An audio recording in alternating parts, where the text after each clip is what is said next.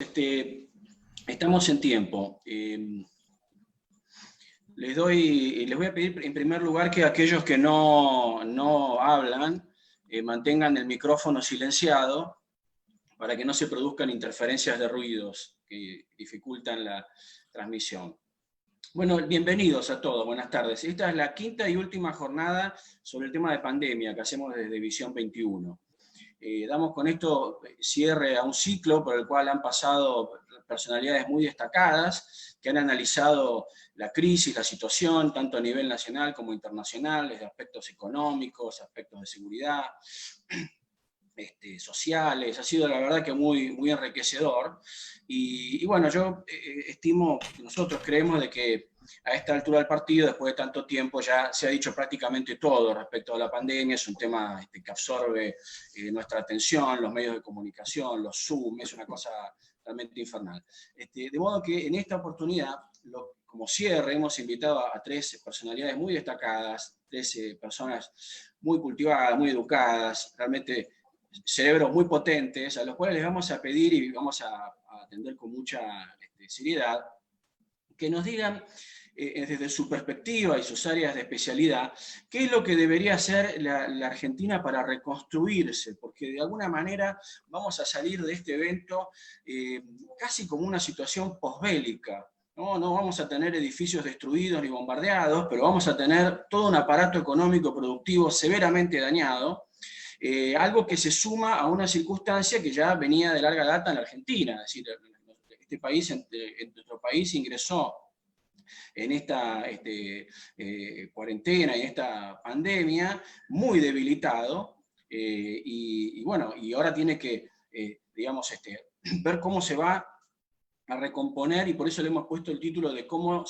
hay que hacer para cómo reconstruir la Argentina, porque bueno, tenemos que asumir que hay un alto grado de destrucción, ¿no es cierto? Así que los invito a prestar atención. La idea es que mantengan el micrófono apagado. Pueden ir haciendo las preguntas que consideren a partir del chat que tienen abajo en un clic.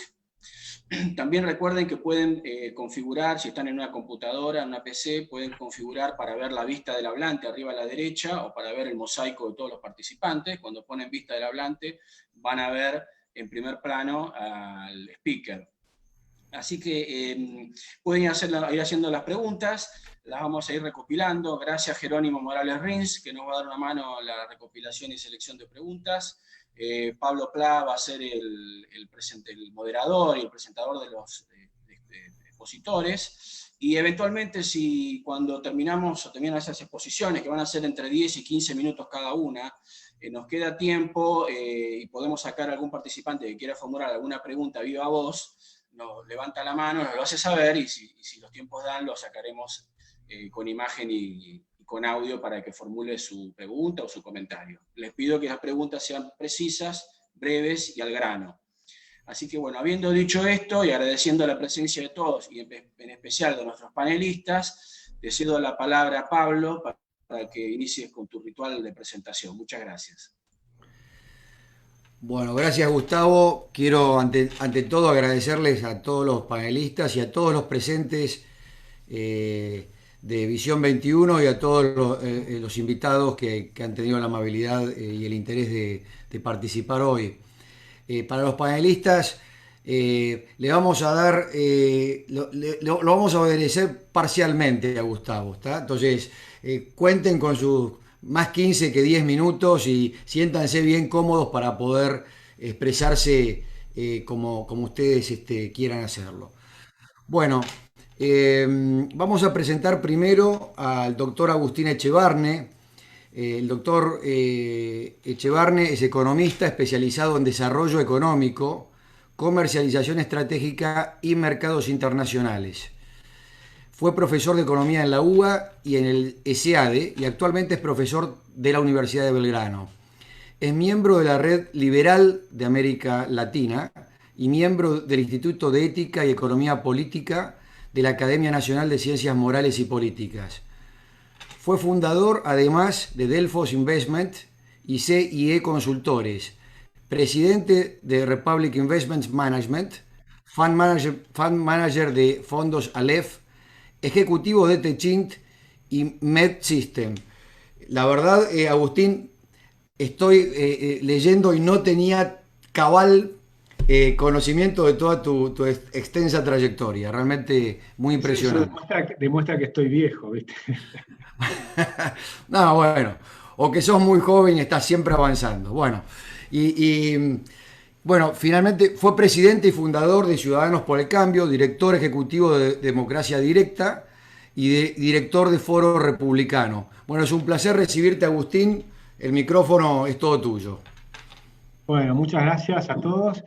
Miren, ustedes saben que yo soy un optimista empedernido, ¿no? Entonces está clarísimo que si nos ponemos a hacer la catarsis, podemos hablar del desastre que es la Argentina, de cómo estamos ahora, de que vamos a tener un PBI que va a caer este año probablemente entre 12 y 15%, que la pobreza va a ir al 50% o más, probablemente más, y que la inflación va a estallar a fin de año, vamos a ver a cuánto, pero va a ir para arriba fuerte la pobreza. Es decir, va a ser un desastre.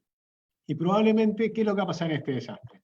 Bueno, yo hago un ejercicio que lo propone un filósofo dinamarqués de apellido impronunciable, que no lo recuerdo, pero que él propone, si vos querés tener una idea de escribir tu futuro de manera optimista, tenés que posicionarte escribiéndolo desde el futuro. Es como si tuviéramos un artículo que lo escribimos desde el año 2035. ¿Cómo fue el milagro argentino? Entonces lo que yo les voy a decir es cómo creo que podemos hacer el milagro argentino. Y empieza con los jóvenes hoy.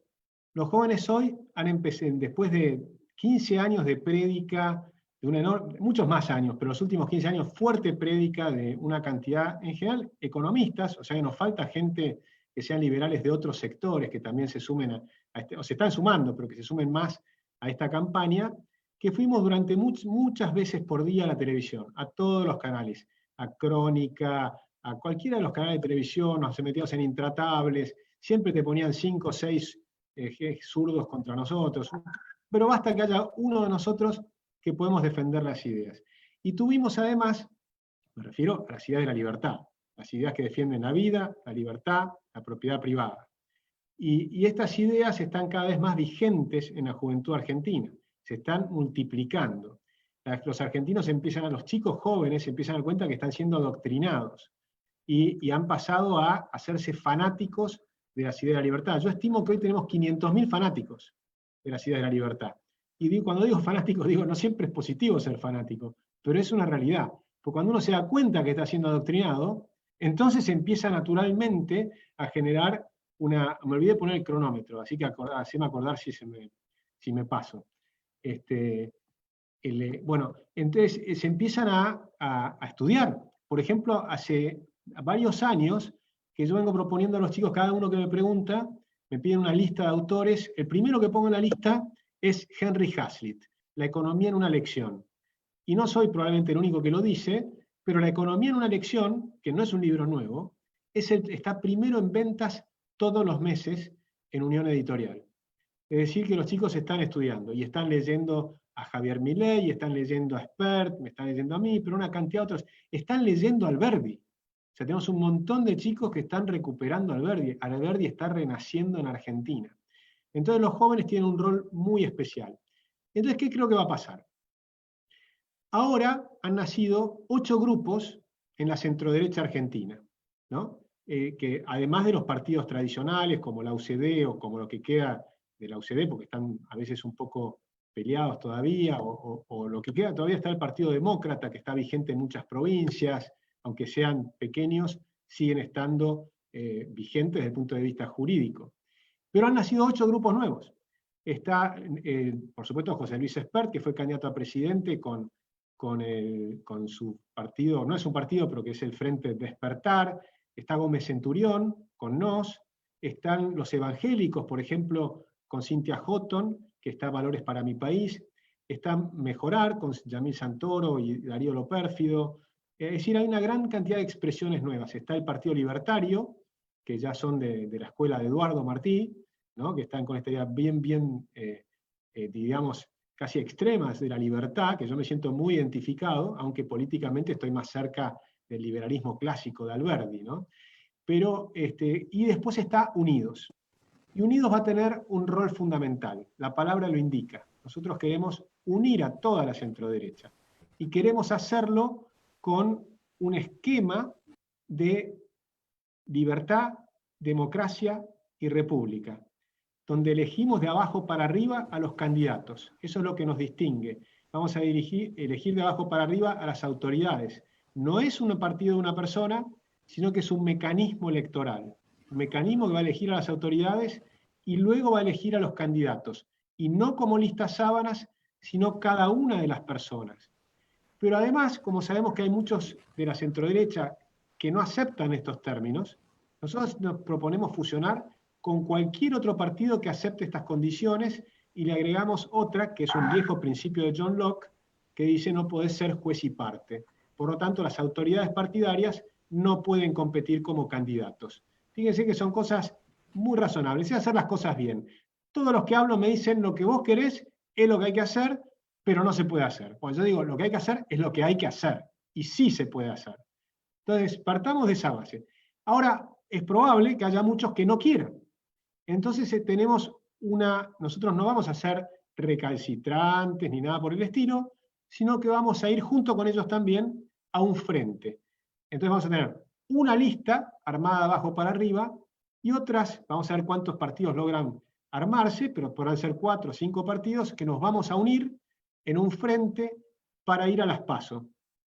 Y en las PASO vamos a elegir una unidad en una sola boleta, pero en un algoritmo. No va a ser una negociación de cúpulas, sino que va a ser un algoritmo matemático que nos va a permitir que estemos todos allí juntos, ¿no? Te pido que me avise cuando me falten 5 minutos, por favor, para después ir redondeando. Entonces, este mecanismo lo que va a permitir es unirnos a toda la centroderecha. Digo toda o casi toda, no sé si toda, porque probablemente la parte de centroderecha de Cambiemos en el 2021 va a estar por su cuenta. Esta centroderecha yo imagino que tranquilamente puede tener 10% de los votos. ¿Por qué me imagino esto? Bueno, pues con López Murphy, por ejemplo, teníamos 17. O sea, tener un poco menos que López Murphy, si nos juntamos todos, se va a generar un gran entusiasmo. Por eso el rol de la juventud es clave, porque cuanto más rápido se afilien a Unidos, mayor cantidad de gente va a creer que esto es posible. Ahora se afiliaron 11.500 personas desde que empezó la pandemia. Por supuesto, tengo que pasarlas ahora las fichas reales y firmadas, ¿no? Pero al mismo tiempo, cuando lo hagamos, van a empezar a llevarle fichas también a sus novias, a sus amigos, a sus padres, a sus primos, y se va a multiplicar. Estos 11.000 tienen que pasar a ser 22.000, pero en realidad tienen que pasar a ser 200.000 o 400.000 personas. Lo que nosotros necesitamos es que el 1,5 millones de personas que votaron a Espert y Gómez Centurión empiecen a ser militantes, es decir, que empiecen a trabajar en pos de estas ideas, porque es una aventura muy difícil. Si hacemos esto, yo estoy convencido que el peronismo se va a desplomar en las encuestas este año, se va a desplomar Fernández en las encuestas, el año que viene va a recibir una paliza electoral, y si logramos mostrar a alguien que reciba esas posibilidades que tenemos, van a ser, por un lado Cambiemos y por otro lado la centroderecha. Y en el 2023 vamos a ir a un frente más amplio junto con Cambiemos, pero donde la centroderecha tenga un rol fundamental. Siendo así, vamos a ganar las elecciones, pero por mucho, por carro, y además vamos a hacer un programa de shock. Y el programa de shock va a consistir en lo que se ha hecho en muchos otros países del mundo. No es una utopía, porque utopía es que utopos, no existe en ningún lugar. Esto no es cierto, esto se ha hecho en muchos países de la Tierra. Lo primero que vamos a hacer es una reforma monetaria para eliminar la inflación muy rápido. Esto expande el crédito, expande la moneda y es expansivo. Lo segundo es una mega desregulación, como lo hizo en un decreto en su momento Horacio Liendo, y lo vamos a hacer probablemente también con Horacio Liendo, o sea que nos va a ayudar a hacer ese mega decreto de desregulación. También es expansivo porque te libera las fuerzas de la sociedad, las fuerzas productivas y empresarias. Vamos a tener un tercer efecto expansivo, que va a ser la reducción de impuestos. Pero esa reducción de impuestos va a necesitar el correlato de reforma del Estado, que va a ser una cuarta medida. Y después vamos a tener otro efecto expansivo, que lo va a explicar mucho mejor que yo Marcelo Elizondo, que va a ser justamente la apertura de la economía. Junto con Brasil, con Uruguay, con Paraguay, que lo están queriendo hacer tratado de libre comercio con todo el mundo, el eje de meternos en el mundo es muy expansivo porque te genera una inyección de capitales, porque la gente empieza a recuperar la confianza. Luego vamos a tener una desregulación del sistema sindical, para poder tener libertad verdadera de sindical y que los sindicalistas no puedan deducirte del sueldo automáticamente los ingresos, sino como es en Brasil ahora, que eso no lo pueden hacer, y cayeron fuertemente los ingresos de los sindicatos y la fuerza de los sindicatos, ¿no? O sea, que vamos a hacer muchas medidas en conjunto. Y la desregulación, la moneda, la baja de los impuestos, la apertura de la economía, en realidad son varias medidas más, tenemos un libro con 10 medidas, que no todas son de economía. Después vamos a tener también, y de inmediato, las reformas de la justicia. En el Consejo de la Magistratura, que ya las venimos preparando con gente de primerísimo nivel, como Francisco Cárrega, como Banossi. Francisco Cárrega es un ex juez, ahora tiene un estudio de abogados con 30 abogados, como Banossi, con Horacio Liendo, una cantidad de gente que se va a poder trabajar para hacer la reforma de la justicia, no solo en el aspecto de que trabajó mucho Fores, que es en toda la parte de sistematización de la justicia, sino en cambiar el Consejo de la Magistratura. Empecemos por ahí. Porque, por ejemplo, la Constitución dice que tiene que haber académicos, es en plural, y tiene uno solo, y elegido por los políticos. Entonces vamos a tener por lo menos 2 y elegidos por las academias. Es decir, bajar el rol de la política en la justicia y hacer una justicia más equilibrada. Te quedan 5 minutos, Agustín. Muchas gracias. Entonces, el cambio va a ser tremendo, porque nosotros no queremos hacer un programa económico. Nosotros queremos cambiar la Argentina. Queremos cambiar el sistema económico, rentístico, educativo, ir a la Constitución de Alberdi. Por ejemplo, en Constitución, y esto lo va a tratar mucho mejor Eduardo después, queremos restablecer la libertad de enseñar y aprender, que en Argentina no existe. Es impresionante que el Estado se ha metido en la educación privada. No tiene nada que hacer el Estado en la educación privada. A lo sumo, poner algunos exámenes y dar los exámenes para adquirir algún examen. Para mí tampoco es necesario, porque si uno es egresado de Harvard, ¿qué examen le va a pedir el Estado? Ninguno, sos egresado de Harvard. O sea, las universidades, que el Estado tenga que aprobar la currícula es un disparate. ¿Qué sabe el Estado sobre nanotecnología? Nada. ¿Qué te va a decir si vos estás haciendo una carrera de nanotecnología? Es absurdo. Los burócratas no tienen ni idea de estos temas y quieren decidir sobre lo que tienen que hacer las universidades. Pero el mismo caso es para las escuelas. Hoy en día la producción de conocimiento es de una magnitud y una velocidad tal que nadie puede estar al día. Por lo tanto, la única manera de estar al día con lo que está ocurriendo es la libertad. Y la libertad te permite el conocimiento disperso.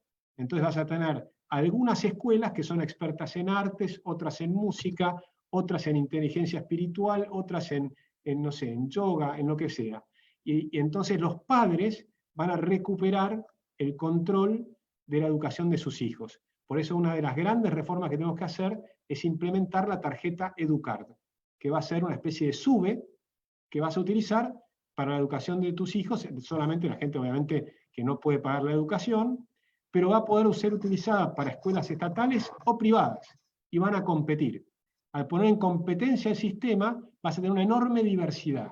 Y eso es fundamental porque hoy se sabe que las personas somos iguales en derechos, pero somos muy diferentes y tenemos distintas habilidades.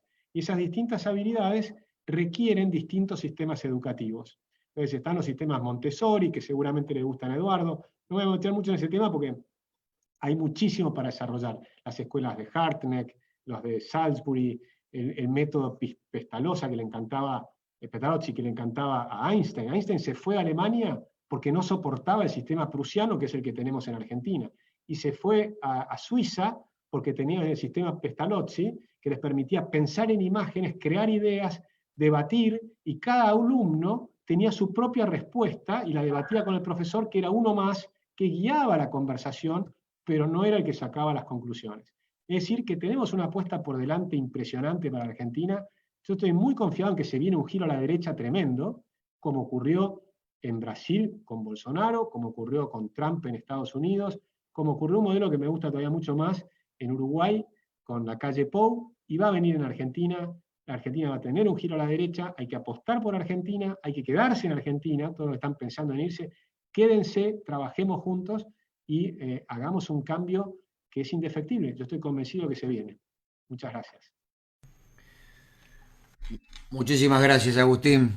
Y te escuchamos atentamente y nos vamos a quedar entonces, ¿eh? Vamos. Esperando el 2023 y trabajando para el 2023. Gracias por tus palabras. Bueno, vamos a presentar al doctor Marcelo Elizondo. No es que precise demasiada presentación, pero lo vamos a hacer igual. El doctor Elizondo es un MBA egresado de la Universidad Politécnica de Madrid, en España, obviamente, y abogado graduado en la Universidad de Buenos Aires. Es presidente del capítulo argentino de la International Society for Performance Improvement desde el año 2012. Y además investigador y profesor de negocios internacionales en la Escuela de Posgrado del Instituto Tecnológico de Buenos Aires, o ITBA, desde el año 2014. Es además abogado del estudio Allende y Ferrante, AIF, y miembro consultor del CARI, o el Consejo Argentino de las Relaciones Internacionales, desde el año 2016. Además, miembro del Consejo Consultivo del CIPEC, el principal centro de políticas públicas de la Argentina, desde el año 2015. Doctor Elizondo, un placer recibirlo. Bueno, muchas gracias, muy amables. La presentación es un poco formal, pero cuando a uno lo presentan se va acordando de todas las cosas que hizo en la vida.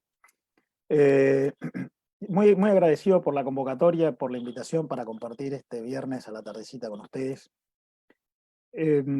A lo que yo me dedico desde hace muchos años es a los negocios internacionales, a la asistencia a los actores que se desenvuelven en los negocios internacionales. Por lo tanto, voy a tomar la consigna que nos convocó desde el COVID, cómo recuperar la Argentina, y voy a bajarla a aquello que se refiere a mi actividad profesional, que es la economía internacional, tomando lo que Agustín planteaba en su intervención anterior. Una de las líneas por las cuales la Argentina puede recuperarse es su apertura, que no es solo apertura económica, sería una apertura social, cultural y una apertura integral. La Argentina es uno de los países más desvinculados del mundo, más desvinculados del resto del mundo, de todo el mundo.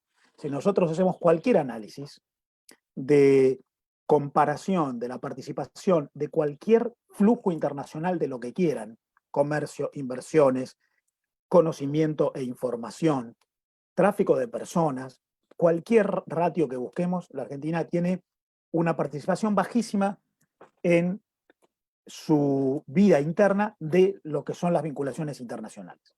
Pensemos, por ejemplo, que en comercio internacional, la Argentina es uno de los 10 países del mundo, en el mundo hay 200 países, de los 10 países del mundo con menor ratio comercio internacional PBI.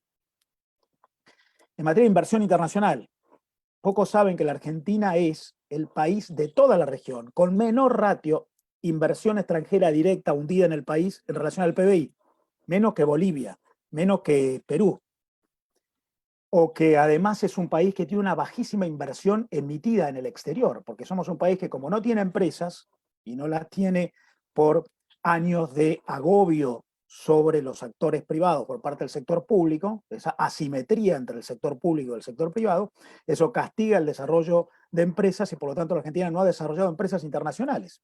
Entonces somos un país, miren, lo pongo en estos términos porque me acuerdo esta mañana estuve en una reunión con representantes chilenos. Las empresas chilenas tienen invertidas fuera de Chile un stock de 130.000 millones de dólares. La Argentina tiene 40.000 millones de dólares invertidos fuera del país por parte de empresas argentinas. Entonces, tenemos muy poco comercio, tenemos muy pocas inversiones extranjeras en el país, tenemos muy poca inversión argentina en el exterior, tenemos una bajísima participación en los flujos de información internacional, porque los flujos de información que se miden por los bytes que entran y salen del país tienen mucho que ver con la economía. De modo que lo primero que yo diría es, una vía de recuperar la Argentina, no la única, por supuesto, pero la que abordo es la apertura del país. La Argentina es un país absolutamente desvinculado y la apertura se produciría en primer lugar corrigiendo un montón de defectos que Agustín nos planteaba que existen internamente. Es muy difícil tener un país vinculado internacionalmente si es un país congestionado de regulaciones, o de obstrucciones normativas o con una macroeconomía absolutamente desordenada que obviamente alienta el corto plazo. La única manera de ser exitoso en las vinculaciones internacionales es poder desarrollar proyectos estratégicos a largo plazo, sean las empresas, las personas, las familias, las organizaciones, de una economía que han matado el largo plazo, entonces alienta el corto plazo y se termina desvinculando. Entonces, ¿cómo mejorar esa vinculación argentina con el mundo? Bueno, en primer lugar, ordenando el frente interno, ordenando la macroeconomía, ordenando la relación entre el sector público y el sector privado, ordenando el sistema regulativo de la Argentina, absolutamente congestivo y obstructivo. Por tanto, lo primero es adentro. Pero lo segundo es en frontera. La Argentina es un país que tiene una enorme cantidad de trabas en frontera para cualquier tipo de flujo de información o de bienes a través de operaciones comerciales. Uno de esos obstáculos es el Mercosur. Nosotros formamos parte del Mercosur, que es el bloque comercial que hemos generado entre nosotros, ¿no? En el mundo hay más o menos una veintena de bloques regionales, como el Mercosur, la Unión Europea, el NAFTA en el norte de Europa, la Alianza del Pacífico en la América del Pacífico o el ASEAN en Asia, más o menos 19, 20. De todos esos bloques que hay en el mundo, el Mercosur es el que menos relación entre comercio internacional y producto regional tiene en todo el mundo. Es un bloque absolutamente cerrado y desvinculado. Por lo tanto, el primer obstáculo que hay que vencer para una mayor vinculación de la Argentina con el mundo es esa frontera que nos desvincula del mundo, que no es ya solo Argentina, sino que es de todo el bloque regional, el Mercosur. Empezando porque el Mercosur tiene un arancel promedio, que es un tributo que grava las importaciones, que es casi 3 veces más alto que el arancel promedio mundial. En el mundo el arancel promedio ha bajado mucho, incluso a pesar de la guerra comercial reciente entre Estados Unidos y China, ha bajado hasta más o menos un promedio de 4% en el planeta. Bueno, el Mercosur tiene un arancel de 12-13%, promedio, tiene picos de 35%. Pero además tenemos una enorme cantidad de obstáculos adicionales, regulativos, financieros, normativos. Piensen nomás que un exportador, cuando termina su operación, es el único en todo el Mercosur y en toda Latinoamérica que no puede, pues excluyendo Venezuela, que no puede contar con los dólares que ha logrado a través de la operación comercial. El Banco Central se los confisca y le paga pesos a tipo de cambio oficial, lo cual absolutamente desalienta las operaciones de comercio internacional. Lo primero es, para vincularnos con el resto del mundo hay que trabajar fronteras adentro, ordenando, y en frontera removiendo obstáculos que algunos son arancelarios y muchos son de otro tipo. Por ejemplo, burocráticos. La cantidad de trámites para hacer operaciones de comercio internacional o de inversiones extranjeras en la Argentina triplica el promedio medido por todos los organismos internacionales en el mundo. El promedio incluye a los peores. Ahora, yo creo que hay un aspecto adicional que hay que considerar, que es cómo uno puede tener éxito en el mundo. Los países que se vinculan intensamente con el resto del mundo tienen muchísimos beneficios. En primer lugar, las empresas que compiten a nivel internacional mejoran la calidad de su producción porque están sometidos a una competencia exigente, genera mucho mejor empleo, no solamente en cantidad sino en calidad. Las empresas internacionales formalizan e invierten en sus recursos humanos. Obviamente, los países más abiertos tienen mucha menos volatilidad cambiaria. Pero la Argentina, una de las razones por las que padece volatilidad cambiaria es porque los únicos dólares que tiene son los financieros. Si nosotros, además de los financieros, tuviéramos dólares por inversión extranjera, dólares comerciales, cualquier volatilidad financiera en realidad quedaría licuada en un flujo de dólares que podría venir de otros orígenes y que no viene. Además, podríamos generar mucho más calidad en el empleo. Hay un mito que hay que derribar, que es ese de que las economías más abiertas afectan el empleo. En Latinoamérica, las economías más abiertas, que son las que están del lado del Pacífico, Chile, Perú, México, tienen tasas de desempleo muy bajas, muy inferiores a las tasas de desempleo más altas, que son las de las economías más cerradas, que son Argentina y Brasil. Son las economías más cerradas de la región y tienen tasas de desempleo de 2 dígitos antes de la pandemia que ha distorsionado todo, lo cual muestra que en realidad lo que es intuitivo es al revés. Las economías más abiertas generan más empleo y las economías más cerradas destruyen más empleo o impiden la creación de empleo. Ahora, para lograr todo eso, lo que uno necesita son empresas internacionales. sea, no hay manera de vincularse internacionalmente si uno no desarrolla organizaciones que tienen activos vínculos con el resto del mundo. Y en ese sentido yo creo que hay que considerar que el mundo ha abandonado ya hace un tiempo aquella vieja idea del comercio internacional, esa reminiscencia de el tiempo en el cual se iba con una valijita, se vendía, se cobraba y se volvía. Lo que hoy premia al mundo son relaciones sistémicas entre organizaciones, personas, empresas, ecosistemas en los cuales se invierte, se planifica, se genera conocimiento, se desarrollan estrategias comunes más allá de las fronteras.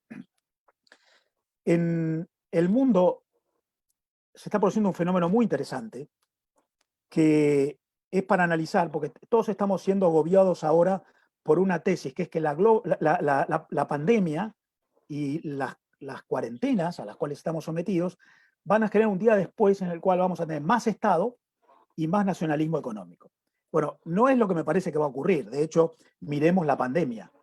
¿Qué nos está mostrando la pandemia? SpaceX lanzando por primera vez un cohete desde Cabo Cañaveral, Zoom privatizando la metodología de las escuelas, porque si no hubiera Zoom no habría vínculo entre docentes y estudiantes, Twitter convirtiéndose en el boletín oficial de todos los presidentes, o incluso los medios de comunicación, que son empresas globales, permitiéndonos conocer en tiempo real la evolución de la pandemia.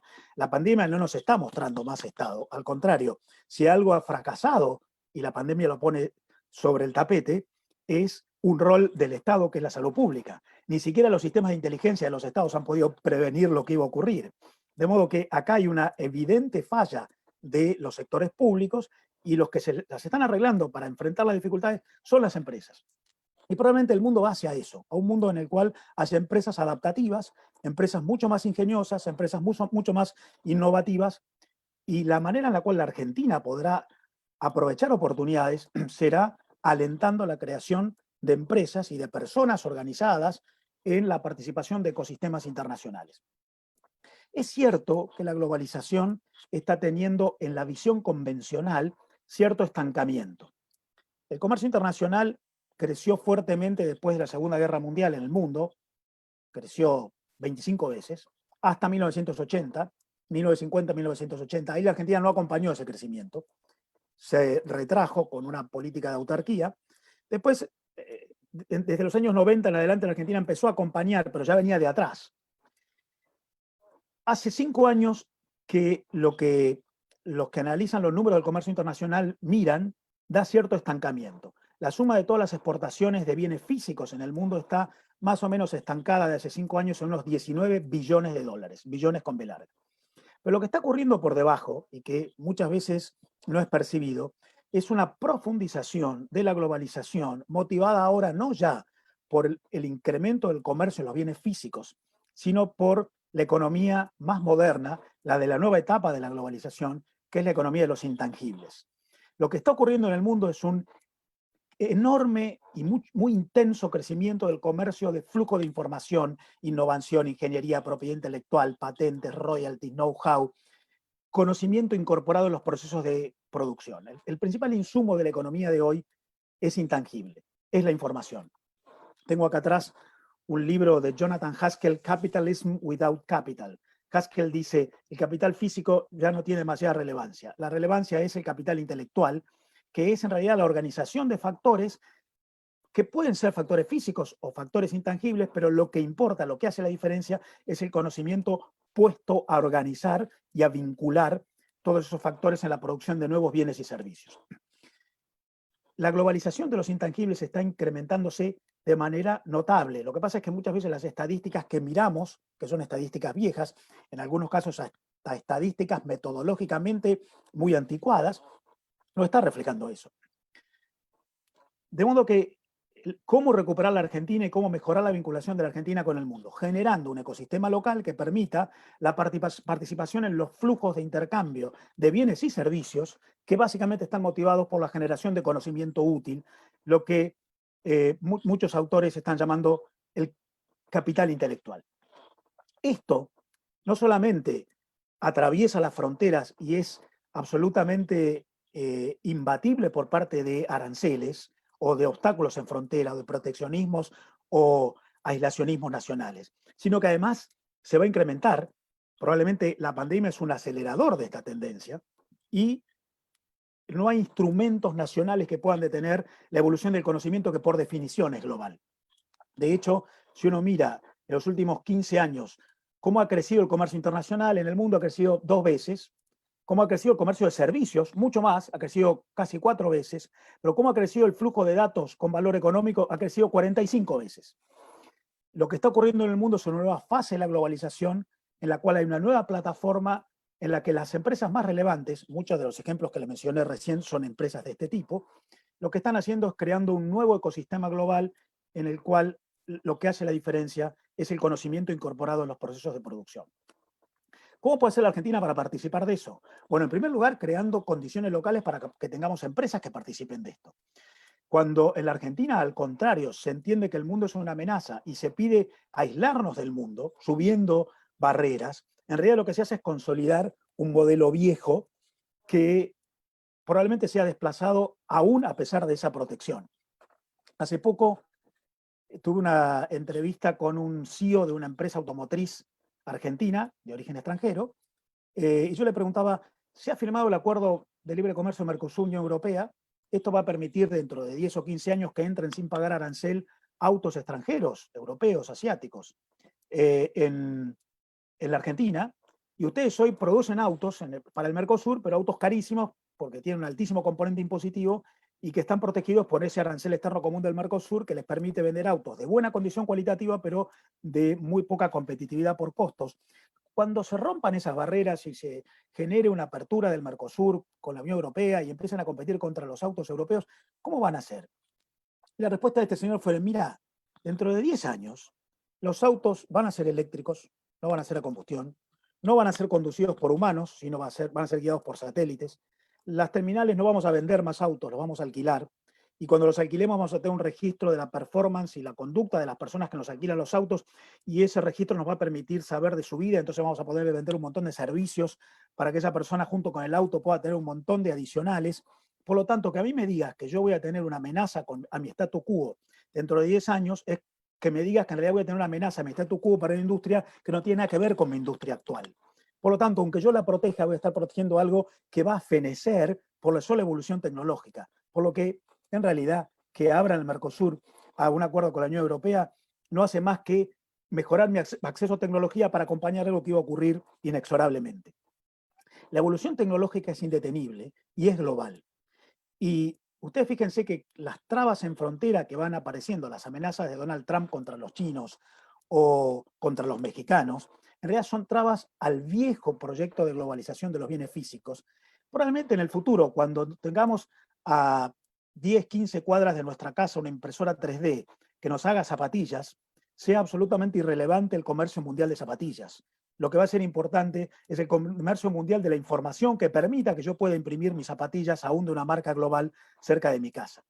De modo que la manera en la cual Argentina puede participar de esta nueva fase de la globalización es abriéndose y modernizándose y permitiendo avanzar en esta nueva etapa de la economía global que falsamente se interpreta que será reprimida por una vuelta a los nacionalismos económicos. Esa vuelta a los nacionalismos económicos en realidad va a chocar contra la evolución de la propia naturaleza tecnológica. En realidad, además, porque si algo estamos viendo, incluso antes de la pandemia, es que lo que está en crisis en el mundo, al revés de los que dicen viene más Estado, al revés, lo que está en crisis en el mundo es el Estado y es el poder político. Miren los chalecos amarillos en Francia, la gente protestando en Santiago de Chile o en Beirut o en cualquier gran capital, en Hong Kong, protestando contra las leyes represivas chinas.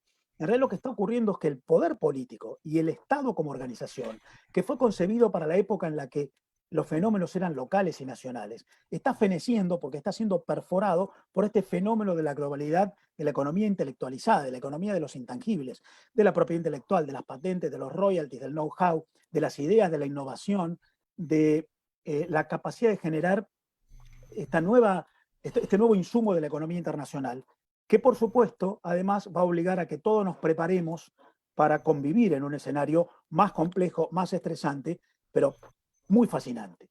Esto requerirá una enorme cantidad de cambios, empezando por cambios educativos. Agustín planteaba recién el tema de la educación, la necesidad de una flexibilización absoluta de los procesos formativos. pocas cosas más antiguas, más exigidas para adaptarte a este nuevo proceso global que la educación. De hecho, siempre digo, miremos los títulos universitarios que nos dan. Tienen palabras viejísimas. Todavía hay gente que se llama médico.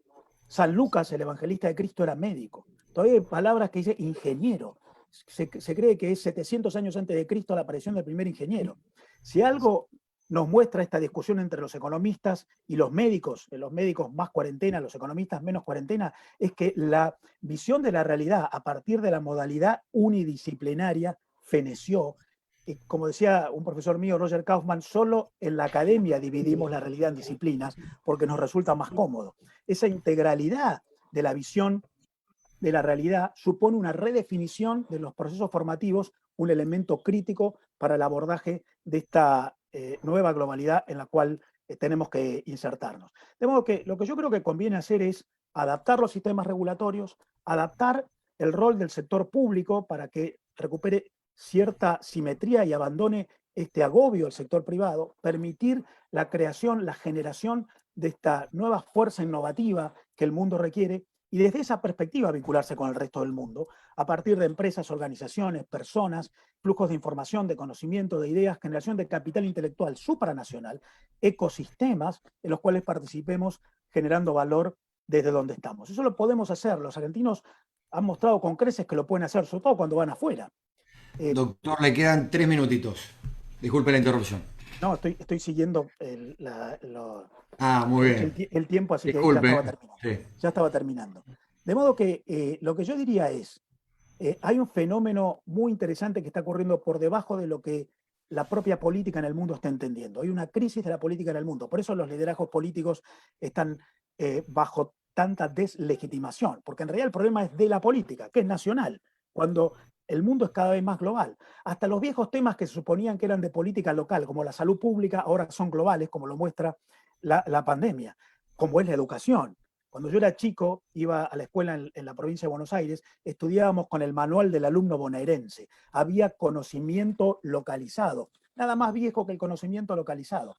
De modo que la adaptación a la vinculación internacional es integral, es normativa, es macroeconómica, es cultural, es a partir de una modificación en los valores predominantes. La Argentina tiene mucho para dar en esa materia y tiene mucho para adaptar en los procesos productivos, incluso en aquello en lo que más competitivo es. Y yo creo que lo más importante es darnos cuenta a partir de todos los que interactuamos en la generación de nuevos consensos a partir de la visión optimista sobre lo que puede generarnos la participación en este nuevo proceso global que ya venía de antes y que yo creo que la pandemia va a acelerar. Gracias. Muchísimas gracias, doctor. Extremadamente interesante sus palabras. Y bueno, ya nos prepararemos para las preguntas ahora en unos minutos. Vamos a nuestro próximo expositor, el contador Eduardo Martí. El contador Martí es economista, además de contador, fundador y director durante 27 años de Junior Achievement, conferencista y profesor universitario.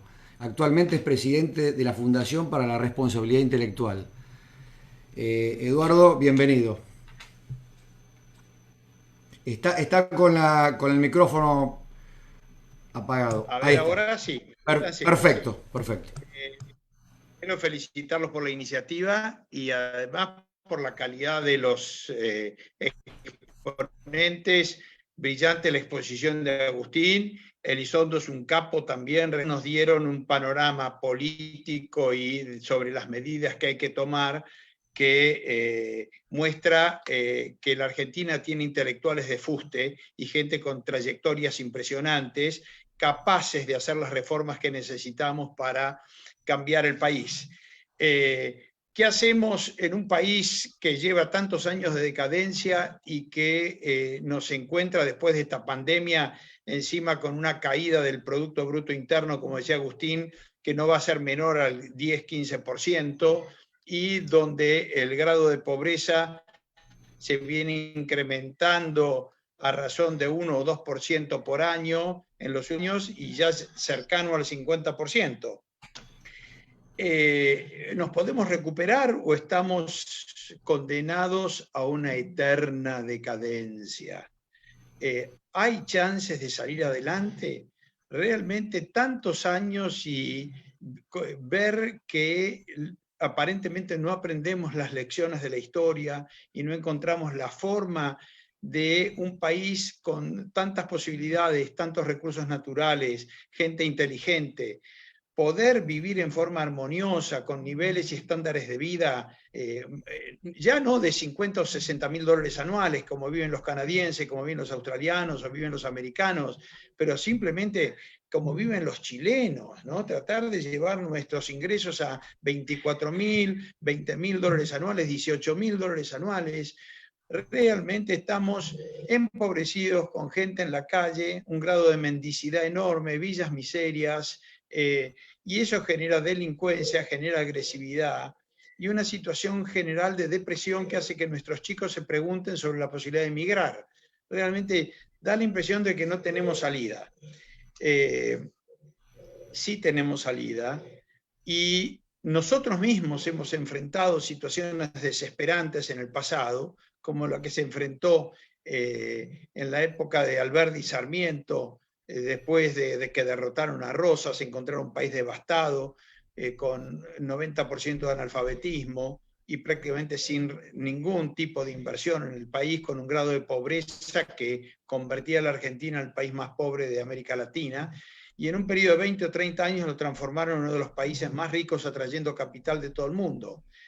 Los chilenos, después de Allende, encontraron un desastre donde las propiedades prácticamente no valían nada, habían bombardeado la Casa de la Moneda, la actividad económica prácticamente había sufrido un derrumbe como el que actualmente sufre Venezuela o como el que ha sufrido Cuba a lo largo de la historia. Y fíjese lo que han hecho los chilenos en pocos años, que tenían que cruzar la cordillera para mendigar trabajo en la Patagonia o acá en Buenos Aires, y ahora son la envidia de América Latina.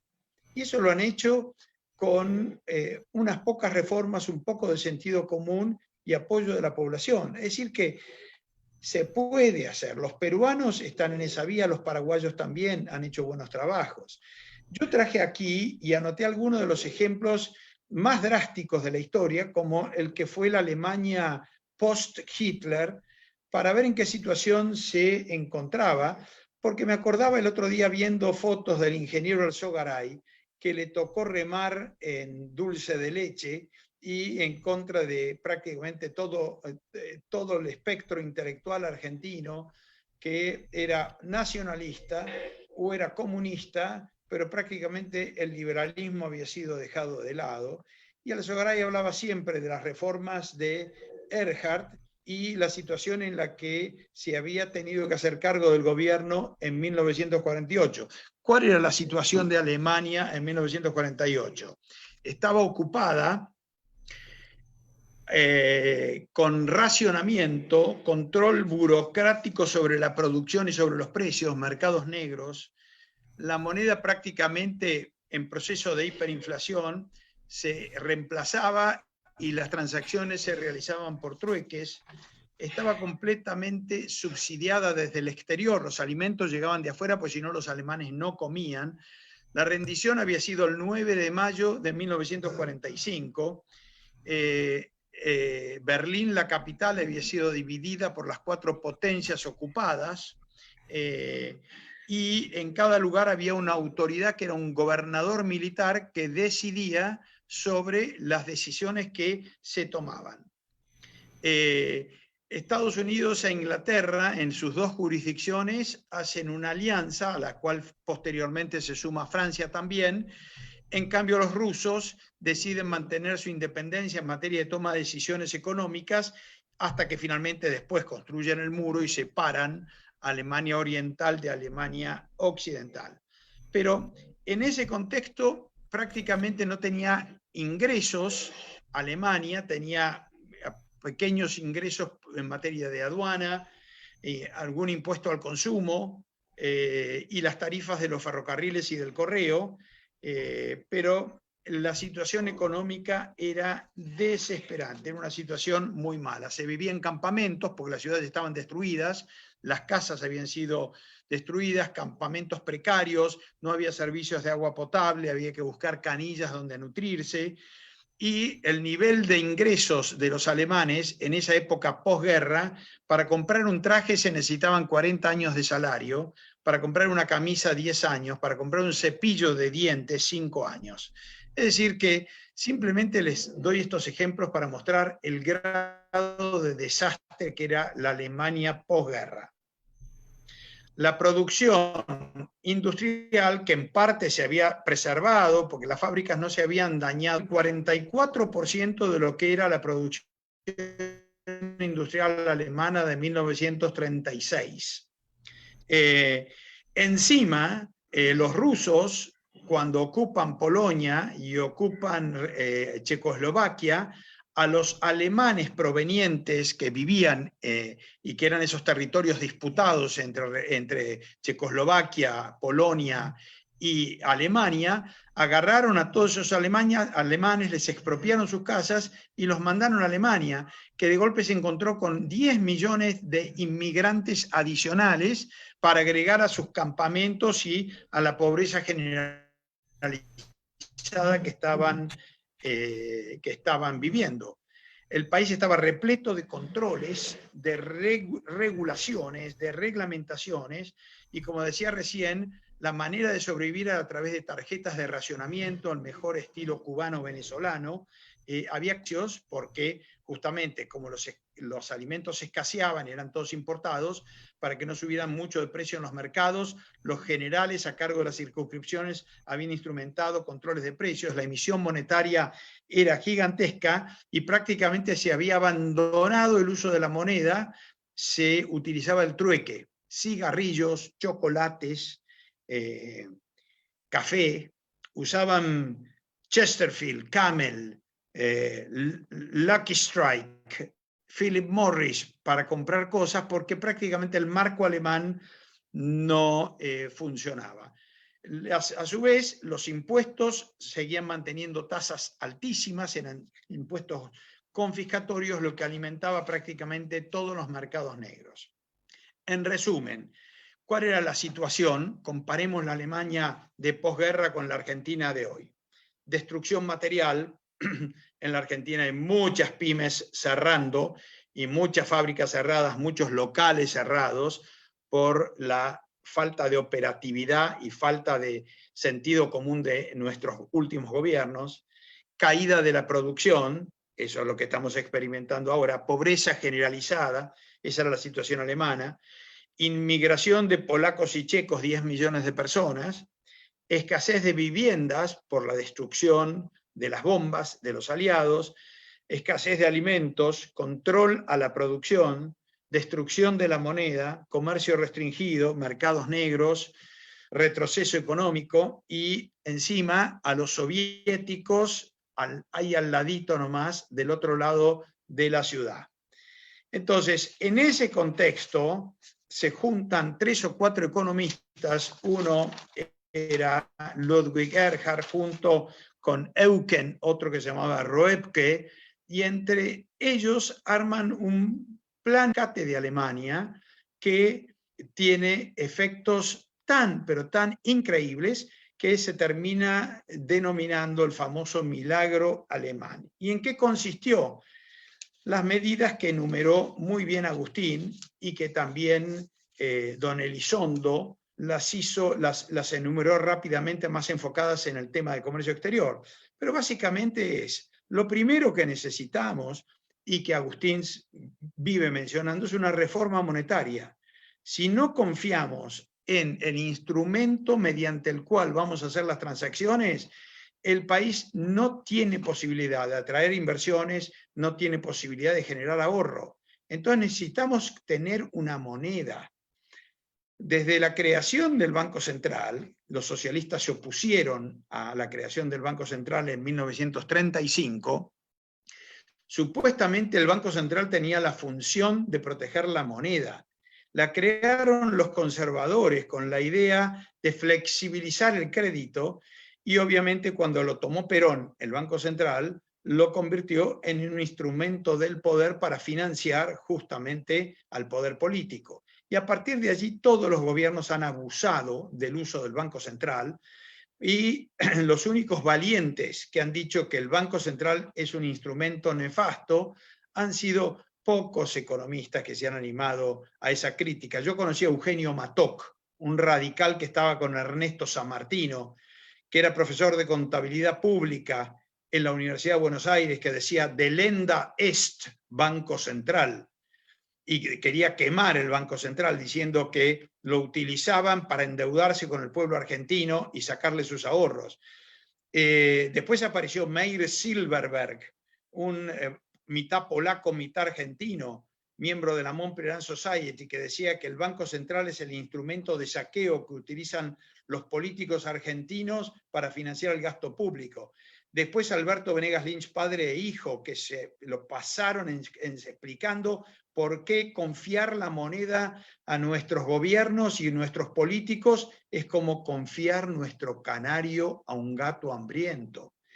Y después de eso, todos los que fuimos a estudiar a Estados Unidos con Hans Sennholz, desde Alejandro Chafuen, yo tuve el honor de ser el segundo en ir, José María Barbia, Ponciano Vivanco, Luisa Sorraquín, muchos, los dos Kachanowski, nos pasamos despotricando sobre la importancia de tener moneda y quitarle el poder al Banco Central de emitir moneda y volviendo a un sistema monetario competitivo. En otras palabras, necesitamos una reforma monetaria como la que hizo Erhard en su momento y que fue acompañada de dos medidas básicas. Primero, reducción y control del gasto público. El gasto público hoy a los argentinos, más allá de lo que emiten, le saquean el 45% de lo que producen o el 50%. No podemos permitir que un país empobrecido, a aquellos que producen y que son pocos, le saquen el 45 o el 50% de su producción. Por ley tenemos que fijar que el gasto público no pueda exceder un 20%. Lo lógico sería el diezmo, un 10%, que todos aportaríamos razonablemente. Un 20%, pero tenemos que fijar por ley la imposibilidad de que nuestros políticos gasten más. Eso lo hizo Erhard, fijó una ley y dijo, señores, el gasto público se reduce y no puede exceder un cierto porcentaje del PBI. Y al mismo tiempo prohibió que los políticos pudieran aprobar presupuestos con déficit fiscal. Ustedes no pueden gastar más de lo que ingresa, tampoco se pueden endeudar, de manera que le cortó las manos a los Maradonas de nuestros políticos y les dijo, señores, no pueden gastar más de lo que ingresa. A eso liberó todos los controles, eliminó controles de todo tipo, controles de precios, controles de movilidad de mercaderías, abrió los mercados, se abrió al comercio exterior, como muy bien explicó Marcelo Elizondo recién, y desarrolló alguna política de emergencias para casos específicos, pero puso en vigencia una norma que decía algo así como que en esta tierra caduca, el que no trabaja no manduca. No se puede vivir de la beneficencia. Entonces, tenemos que lograr que todos aquellos que viven del Estado pasen al sector productivo. Entonces, control monetario, eliminación de controles, eliminación de regulaciones, eliminación de impuestos, de los 160 que tenemos, dejar poquitos. Al mismo tiempo, control del gasto público. A partir de allí, ¿qué pasó en Alemania?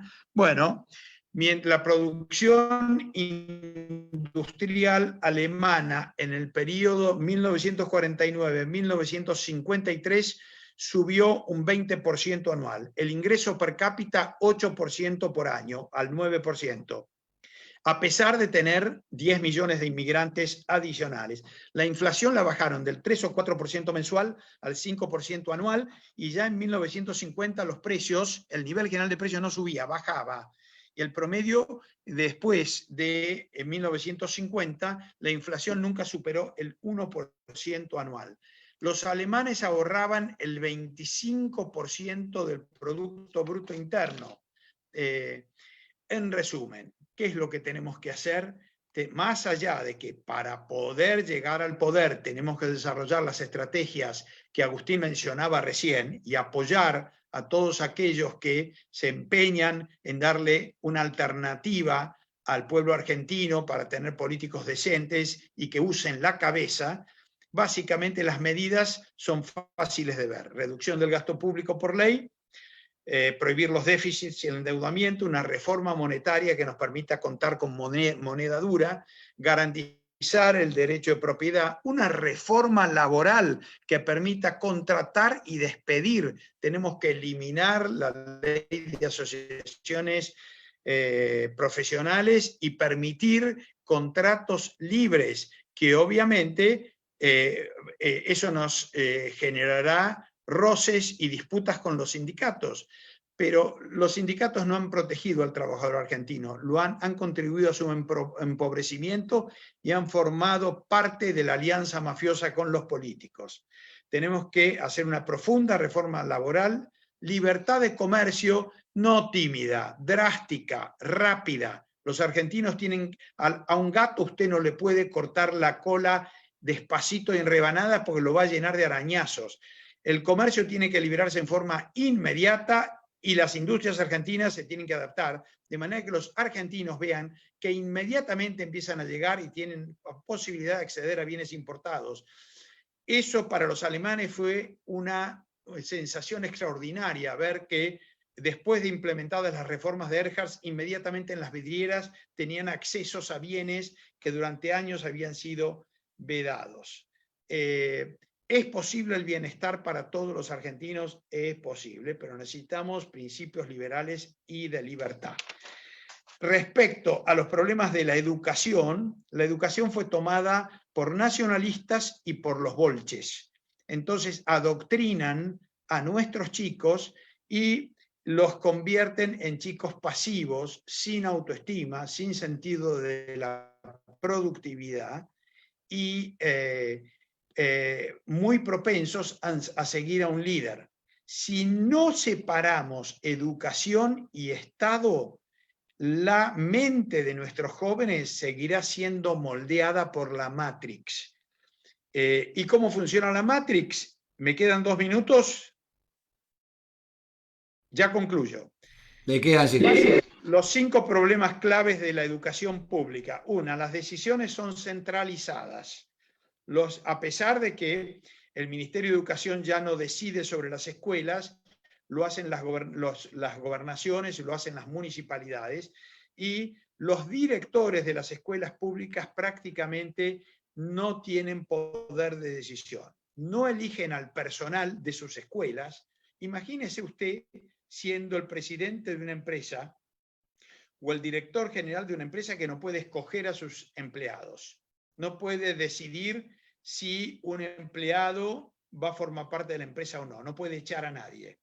Usted tiene maestros que no estimulan a los alumnos, que no estudian, que faltan, que llegan tarde y que no tienen aptitudes de docentes, y usted como director de una escuela no lo puede echar porque tiene que iniciar un sumario que tarda 5 años y finalmente es mucho más probable que el sindicato le inicie un sumario al director y consiga que el director se vaya, que logren echar a ese maestro que no funciona. Las escuelas privadas, en cambio, tienen un régimen mucho más flexible. No pueden manejar el personal, no manejan presupuesto. Si quieren cambiar una estufa, quieren cambiar un caño, hay una pérdida, una gotera, o quieren poner calefacción en la escuela, tienen que pedir que les asignen el presupuesto respectivo, que a veces tarda 6 años. Hay una pérdida de gas y a veces explota el colegio como consecuencia de que el sistema burocrático le impide el manejo del presupuesto al director. Y los docentes son designados por los sindicatos en base a antigüedad y puntaje. ¿Y usted cómo obtiene puntaje para conseguir ser docente? Haciendo los cursos. ¿Y los cursos quién los dicta? Los dictan los sindicatos. Y el contenido también viene y proviene de sindicatos fascistas. Entonces, o de intelectuales de izquierda. En resumen, el sistema se protege y los Baradel de este mundo terminan tomando decisiones sobre el funcionamiento del sistema educativo. Y los contenidos y los libros, ¿usted cree que tenemos alguna posibilidad de que haya un poco de competencia o que haya autonomía para que distintos directores ofrezcan distintos programas educativos y contenidos distintos en base a la afinidad de los chicos? No, señor, está equivocado. Todo viene digitado, y si usted se hace el loco, vienen las inspectoras de La Plata en la provincia de Buenos Aires, todas con un brote tremendo de izquierdismo, y le cierran el colegio o lo hacen echar como director. No maneja contenidos, no maneja presupuestos, no puede elegir a sus profesores, usted es una planta. Por eso los directores finalmente se frustran y terminan esperando la jubilación. ¿Qué tenemos que hacer? Tenemos que devolverle el poder a los padres. Eso lo adelantó en forma excelente Agustín recién. Tenemos que decirle al padre: ¿usted está contento con la educación pública de su hijo? Continúe allí. Pero que el dinero que estamos gastando en la educación de su hijo, porque es mentira que la educación pública es gratuita, cuesta muchísimo. Entonces, el dinero que estamos gastando actualmente en la educación de su hijo, usted puede utilizarlo para elegir una alternativa de educación privada. En eso consiste el sistema de vouchers, que Agustín lo asemejó a una tarjeta SUBE. Y también están las charter schools. Las mismas escuelas públicas, los directores de escuela pública, se les puede dar control y presupuesto para que ellos también compitan en el mercado atrayendo alumnos, eligiendo contenidos y eligiendo profesores. No es que los directores de escuelas públicas sean malos, están atados de pies y de manos por chalecos de fuerza. No, los sindicatos no los dejan trabajar. Dele autonomía al director de una escuela pública y haga que se sienta dueño de esa escuela, y usted va a ver cómo de golpe esas mismas escuelas públicas se transforman. Pero hay que transformarlas en charter schools. Ese es el sistema que impera en Suecia, que impera en Finlandia, que impera en Suiza. Los directores de escuelas son como dueños de esas escuelas, deciden calendario, contenidos, eligen profesores, arman pasantías, entonces modernizan la educación. Con los cambios tecnológicos que se vienen, como lo que explicó Lizondo recién, si no tenemos un sistema educativo ayornado, competitivo y que esté alerta a las novedades que ofrece el mundo en materia tecnológica, nuestros chicos no van a poder competir. Y lo que vamos a sacar son chicos que no sepan interpretar un texto y que no sepan hacer una ecuación con dos incógnitas. Eso es el desastre que estamos logrando hoy, y por eso abandonan el secundario. Puedo seguir un rato con mucha lata, pero ya los aburrí, muchachos. Así que abro el juego para cualquiera que tenga preguntas para nosotros tres y cualquier comentario. Muchas gracias. Muchísimas gracias, Eduardo. Excelente exposición. Bueno, Gustavo Jerónimo, ¿vas a moderar las preguntas? No se te escucha, ¿eh? No, estás muteado, Jerónimo. Sí, como prefieras. No sé si, Gustavo, vos querés ir haciendo las que están en el chat o las empiezo a leer yo. Sí, arranco con alguna. Había una que preguntaba para Agustín, para que la busque. Sí. Acá. ¿Cómo podríamos, pregunta Fabián, cómo imagina que podríamos llegar a captar votos de sectores populares, ¿sí?, para contrarrestar el voto general peronista? Y dice que, bueno, que hay una dificultad en esto, ve una dificultad porque la mayoría de esos votantes son gente de bajo nivel de instrucción.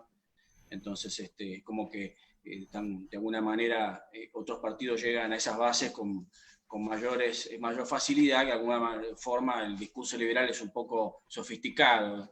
Estoy reformulando un poco la pregunta de él, pero creo que apunta en eso. Sí, está clara la pregunta. Yo creo que ahí yo diría dos cosas. Una es que los chicos jóvenes ya es distinto que la gente más grande, ¿no? Son completamente diferentes. Hay una sorpresa que yo me llevé el año pasado, por ejemplo, vengo haciéndolo hace años, pero el año pasado recorrí 17 provincias. Y en todos lados, antes, cuando yo iba a dar una charla, eran casi todos, era gente grande, gente mayor, gente vieja. o sea, como yo, con canas, etc. Y después, ahora no, ahora la gran mayoría son jóvenes, y jóvenes muy jóvenes, de 14 años a 30 años.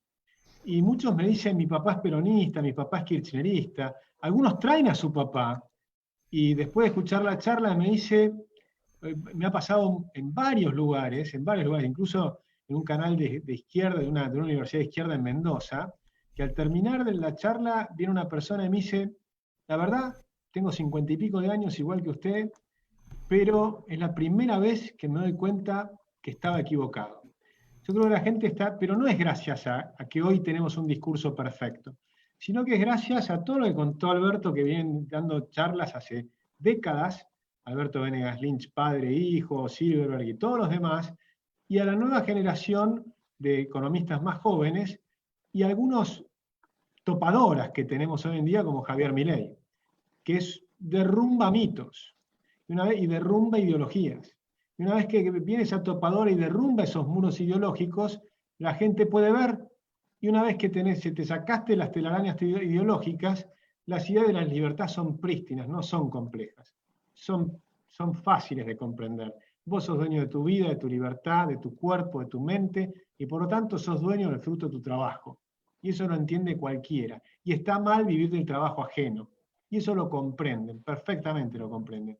Y hoy tenemos 500.000 chicos que los que nos apoyan a nosotros en Libertad y Progreso, nos ponen 600 personas, nos ponen plata, muchos son de La Matanza, del 3 de febrero, probablemente los empresarios nos ponen más plata, sin lugar a dudas, pero cuando viene un chico de La Matanza y nos pone 300 pesos por mes, a mí me emociona, ¿no? De las Malvinas Argentinas, de Santiago del Estero, del Chaco, de las 24 provincias.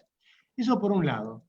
Y por otro lado, hay una enorme cantidad de gente muy molesta, por ejemplo, con todo el tema de la ideología de género, y con todos unos temas que intentan imponerte una forma de pensar, más allá de lo que uno piense sobre ese tema o no. Por supuesto, el respeto a la diversidad y todo lo demás, yo estoy absolutamente de acuerdo, pero imponerte una ideología desde el Estado es otra cosa distinta que molesta a mucha gente. Por ejemplo, los evangélicos. Y los evangélicos son los que lo llevaron a Bolsonaro al poder, o por lo menos una pata muy importante. Y en Argentina está, y probablemente son más de 5 millones de personas, y están en los lugares más populares. Y ahí tenemos gente, por ejemplo, Cynthia Houghton, que tiene muy buena llegada en Santiago del Estero, en el Chaco, en un montón de lugares que ustedes se sorprenderían. Ir a las Villas Miseria y demás y hablar con la gente, te aseguro que las ideas de libertad las captan enseguida. El único problema, incluso más te diría, yo estuve, por ejemplo, durante mucho tiempo yendo a la corriente clasista y combativa, que son trotskistas en La Matanza, en el Amarillo. Íbamos a la mañana, desde las 9 de la mañana hasta las 5 de la tarde. Cuando escuchás a la gente y hablas con la gente, y ahí nos dividíamos 300 personas en 10 aulas, 30 personas por aula, hablabas una vez y escuchabas a 29, hasta que te volvías a tocar a ti.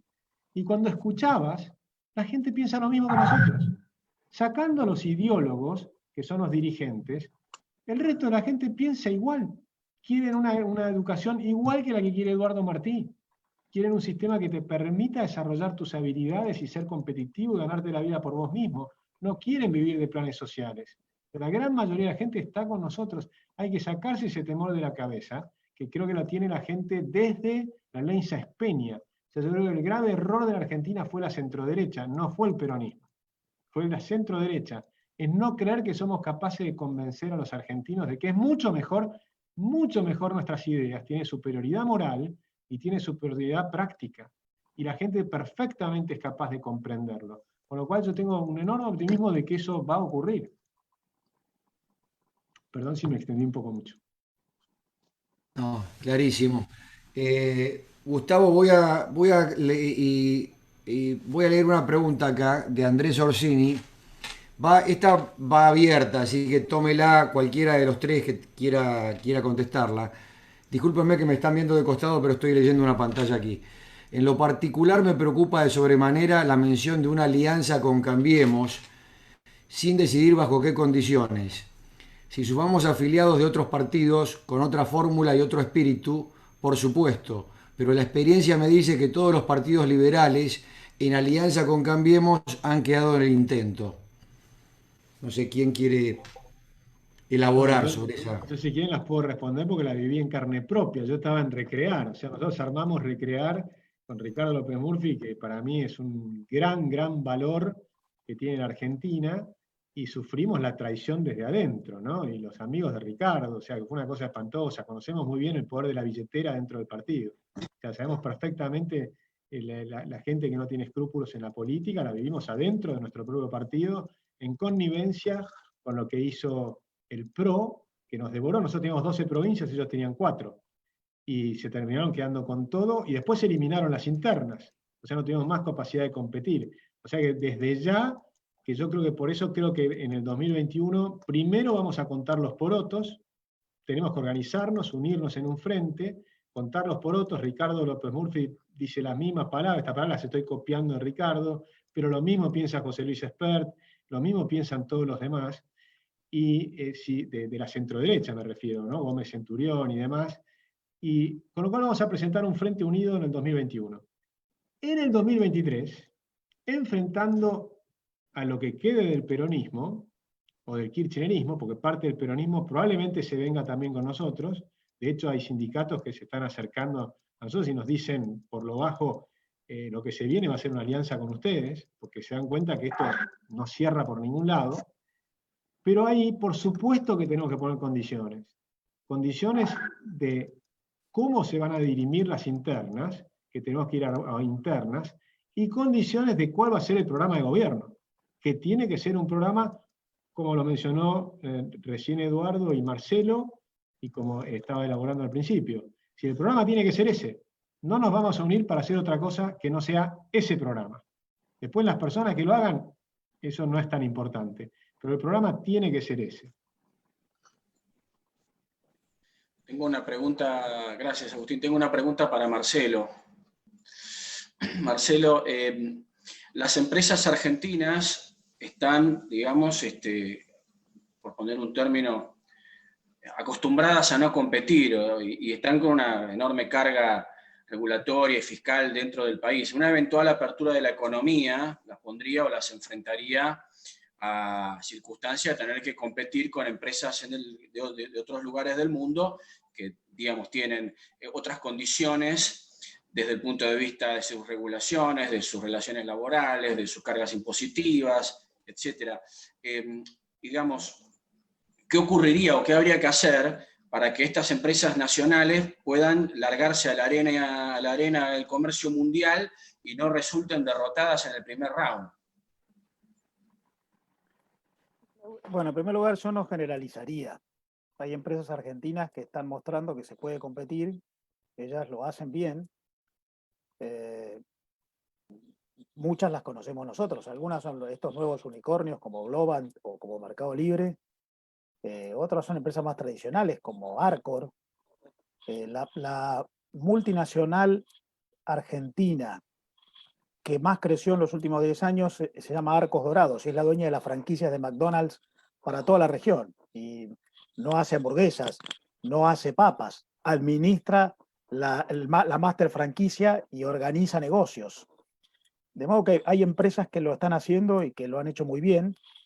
Incluso algunas lo están haciendo escapándose de ese agobio. El último mes hay centenares de empresas argentinas que se han registrado en Uruguay, una vez que después de pasado el pico de la pandemia, Uruguay abrió los registros para empresas. Por lo que yo no generalizaría. No diría, las empresas argentinas no están acostumbradas a competir. Algunas lo hacen, salen, sacan la cabeza y demuestran que se puede hacer con éxito. Segundo, efectivamente, hay esos casos son pocos, son escasos. Ahora, eso es consecuencia del agobio en el cual viven.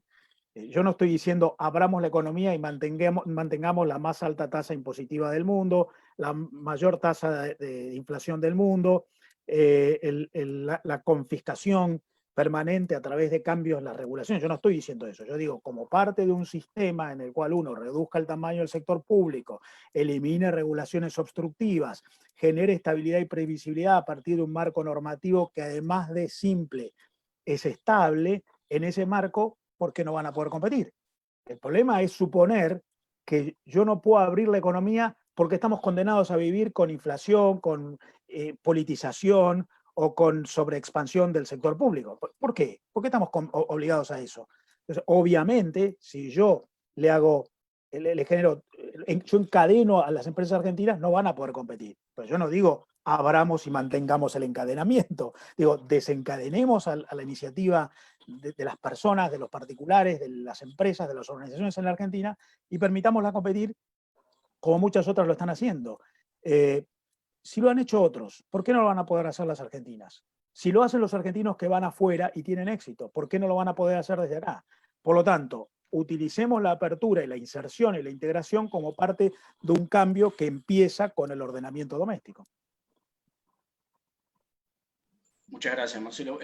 Pablo, hay una pregunta, sé si querés leer vos para Eduardo, Marti. ¿La ves? Una de Fabián. Sí, espérame un segundito. O Jerónimo, si la tenés. Jerónimo, ¿la tenés vos a mano? No, yo tenía otra pregunta, pero esperemos. Dale. Así es la que yo mientras busco la que dice Gustavo y la hacemos la próxima. Bueno, gracias. Bueno, súper interesante, muy agradecido por lo que han explicado. Quería profundizar el tema de la educación. Digamos, todos conocemos los indicadores muy negativos que dan todos los análisis que se hagan de los estudiantes argentinos y probablemente también de los docentes, digamos. Entonces, hay una dinámica en el tiempo, digamos, complicada, de la misma forma que sin capital es difícil crecer, pero el capital puede venir rápidamente, digamos, nadie enseña lo que no sabe. Entonces, ¿de dónde sacar, por más que se flexibilice el modelo de gestión de las escuelas, de dónde sacar docentes capacitados y vinculados con la frontera tecnológica, digamos, porque tenemos lo que tenemos? ¿Cómo hacemos para hacer este experimento a escala? No sé si se entiende la pregunta. Es para mí, ¿no? La pregunta sí. Sí, para los tres, porque los tres de distintos lugares creo que tocaron el tema educativo. Yo te diría que la solución a ese problema es poner la educación en el mercado. Hoy la educación es una empresa pública y como tal es ineficiente, obviamente con enorme propensión a la corrupción. Le pagamos a 3 maestros porque el estatuto, para que trabaje uno, porque el estatuto de docente es permisivo, y al mismo tiempo aleja a cualquier persona con vocación docente del sector que busca trabajo en cualquier otra actividad, pero no en la docencia. La docencia es el lugar donde solamente van los mártires o va personas simplemente para tener un sueldito, un entretenimiento en algún momento de sus vidas.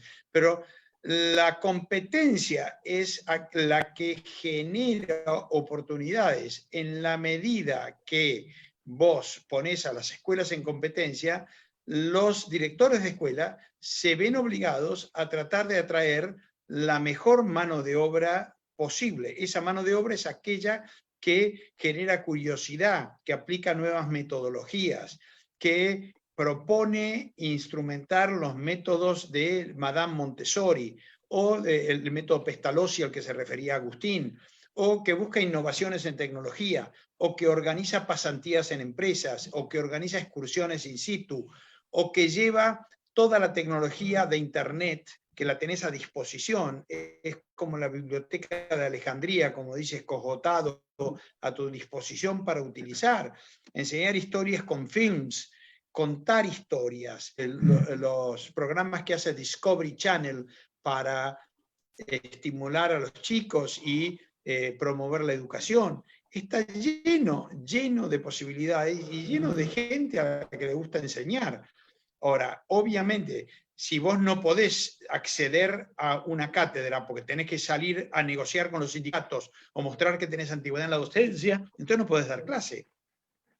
Entonces, lo que terminás atrayendo es a lo peor.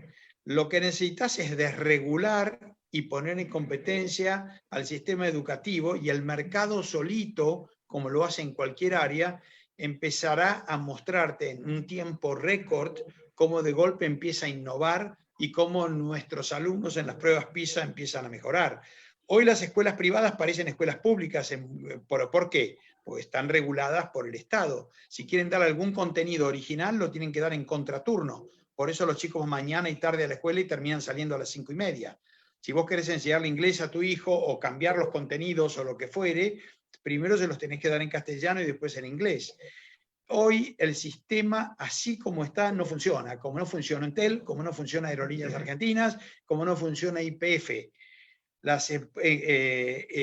Y en el marco de la educación es aún más grave, porque lo que estás haciendo es haciéndole creer a los chicos argentinos que son inútiles, que tienen que repetir consignas y tienen que obedecer consignas en lugar de promover la creatividad, la innovación, el sentido de productividad y darles la oportunidad de que experimenten. Así como está, es un sistema tayloriano, prusiano, donde lo que generamos es gente frustrada y resentida. Por eso, parte de los problemas políticos que experimentamos provienen del sector educativo.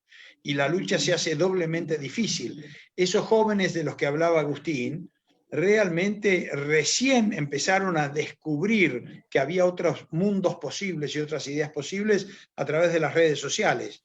Es decir, que el capitalismo hizo todo este proceso disruptivo, que recién explicaba bien Marcelo, que se metió a través de las redes y les abrió la cabeza a muchos para los que prácticamente no había otra posibilidad.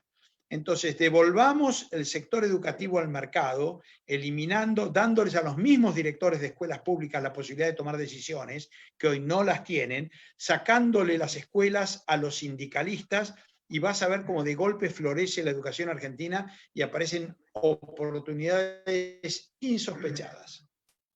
No sé si querrán agregar algo Agustín o Marcelo sobre esto. Yo quiero agregar algo. En realidad, las sociedades funcionan de manera sistémica. No existe la educación, la justicia, la producción de bienes y servicios o la política. Todo forma parte de lo mismo. Si uno alienta el comportamiento social para que prevalezca la iniciativa, la independencia, la inversión, aún si no llegaras a corregir el sistema educativo, el conjunto te termina corrigiendo el sistema educativo. El sistema educativo está en crisis en todo el mundo. ¿Cómo hizo todo el mundo para empezar a dedicarse a cosas a las que nunca se había preparado para dedicarse cuando habían pasado por el sistema educativo? La mayoría de las grandes empresas hoy se dedican a cosas para las cuales sus trabajadores no fueron formados. Pero en realidad, cuando el sistema educativo permite la iniciativa, la novedad, la innovación, se genera el orden espontáneo, todo eso termina permeando las organizaciones más rígidas. Por lo tanto, ahí el sistema educativo o cambia o es superado por la realidad. Como yo les decía hace un rato, vino la pandemia y la escuela fue privatizada por Zoom.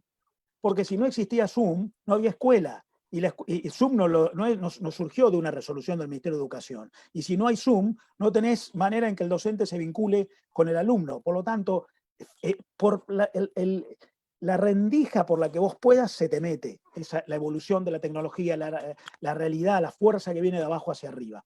De modo que como yo creo que todo es sistémico, además de hacer lo que dice Eduardo, que hay que hacerlo, aún si no lo hicieras, si vos generaras un orden de libertad y de espontaneidad, de iniciativa, eso te termina corrigiendo incluso si el sistema educativo no cambiara. Aparecerá un competidor del sistema educativo que desde afuera terminará formando gente como se formó gente para que en el mundo las empresas más innovativas estén en manos de gente que no fue preparada para ellas. Bueno, muchas gracias. Vamos a la última pregunta. La formuló la señora Ana Castro, que es docente. Es muy extensa. Ana, yo le voy a pedir si usted habilita su micrófono y la puede sintetizar, porque estamos con poca disponibilidad de tiempo. Sintetice, por favor, su pregunta al máximo y la respuesta también pido que sea muy concreta porque se nos extiende mucho la hora. Gracias. Sí, gracias, Gustavo. Bueno, me resultó muy interesante la presentación de todas las presentaciones, en particular las ideas expuestas por Marcelo Elizondo sobre las ideas de sistema y las ideas de ecosistemas. Hablando de educación, los ecosistemas nos llevan a criticar la división del conocimiento en disciplinas y la falta de sistematización en áreas más amplias. Y yo pensaba, como usted es experto en comercio internacional, yo pensé que tal vez una relación más estrecha con el Mercosur, si pensamos en los ecosistemas, podríamos tal vez desde los colegios abrir orientaciones que tengan que ver con la comercialización, en colegios comerciales, por ejemplo, y también con la idea de la internacionalización del comercio. Entonces yo pensaba, ¿por qué no pensar en ecosistemas? Si hay actividades en los colegios que llevan a los chicos a crear, a ser más productivos, si tenemos la impresora 3D archivada por ahí, ¿no? Ponerla en funcionamiento y ver qué pueden producir y abrir caminos hacia lo que en la mente puede dirigirse a futuro en una relación más concreta con, una vez adultos y estando en una etapa productiva, con Brasil. Si se trata de un grupo de chicos que ha creado ideas para producir, por ejemplo, zapatos o carteras y quieren comercializar, entonces a mí se me ocurre como docente guiarlos a la perspectiva de futuras mayores producciones con iguales, con pares de Brasil. Me parece que esa idea de parceiros, de aproximar a iguales, pares, en una producción, en un renglón productivo, para que esto sea más beneficioso para ambas partes. Si no, nos quedamos siempre encasillados en el CAME, en FECOBA, en el grupo de, por ejemplo, comerciantes de López de Vega y Beró, o de Parque, o Villa del Parque, y siempre un núcleo muy producido, muy pequeño, que frena la producción, la productividad, frena la creatividad para la producción o para mayor comercialización. Sí, eso ocurre naturalmente. A ver, si la escuela no lo hace, los chicos lo hacen a través de las redes sociales y a través de... hoy los chicos juegan, compiten en juegos interactivos a través de las redes sociales con chicos que están en cualquier otro lugar del mundo. De modo que la verdad es que eso ocurre naturalmente. Si la institución no lo acompaña, eso termina ocurriendo porque la vida espontáneamente, por otro lado, lo termina generando. Por lo tanto, es bueno que ocurra, terminará ocurriendo, y si no ocurre, la realidad se los va a pasar por encima. Los alumnos están pasando por encima a los docentes. Claramente. Sí.